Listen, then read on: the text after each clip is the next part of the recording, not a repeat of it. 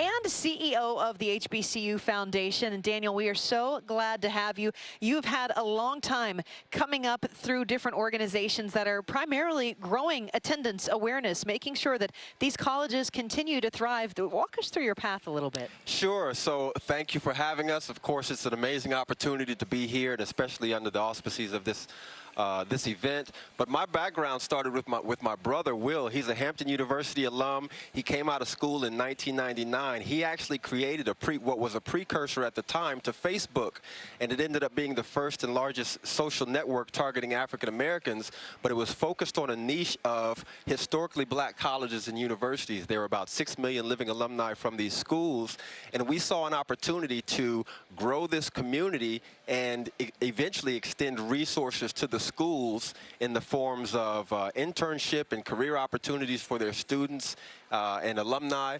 And that turned into those organizations in the thousands at the time who came to us for talent needs. They eventually pried us to give away scholarships, and they wanted to donate scholarships to our organization. So we were focused on our standing priorities, that is the day-to-day business, keeping the lights on and making sure that we could still provide these services to these students. But over time, we saw that we had an opportunity to extend scholarship opportunities to these same students who we were sharing information about HBCUs with.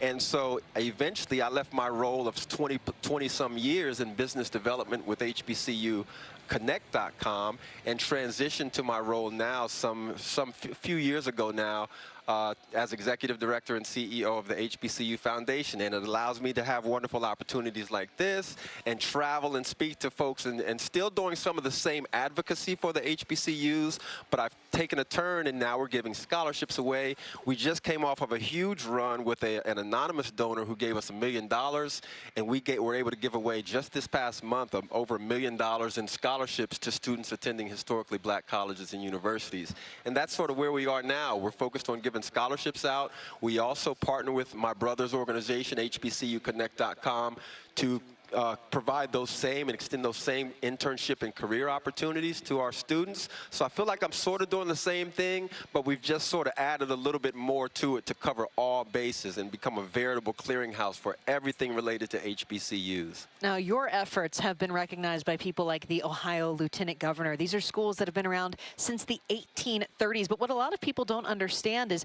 you actually have a high female enrollment, and you also have a high success rate of helping those who are kind of below those poverty lines you normally see, not only allowing them the chance to attend college, but setting themselves up for success, getting that diploma and graduating. How gratifying is that to you to see you're kind of changing the game the way a lot of people have traditionally tried to skew colleges? Well, it's extremely gratifying. I think the idea of giving opportunities to especially women and in our case, so many underserved communities has been it's been a continuation of my family legacy. My father was very involved in local politics in my city of Columbus, Ohio, and I always wanted to find a way to be on the ground and touch the people in the way that he did, and he did it at great sacrifice.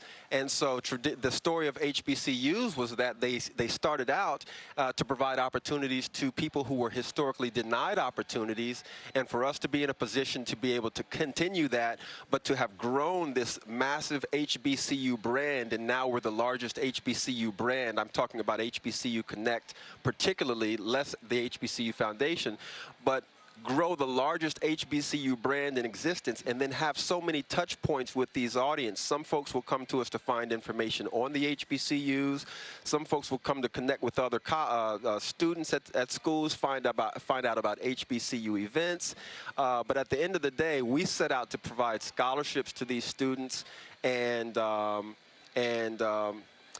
women, disadvantaged, and then there's a lot of non-black folks who go to historically black colleges and universities. That's a little known fact. So these are opportunities for everybody in these underserved communities. And we appreciate the support from programs and organizations like this that allow us to do what we do. Well, and we're more than happy to, because it's all about equalizing opportunities for everybody else. Again, Absolutely. CEO here, Daniel Moss of the HBCU Foundation. Guys, they've got picnic tables out at the pavilion today. Again, they've got everybody everywhere, multiple schools being represented here. It is a wonderful night to have out so many different HBCU programs.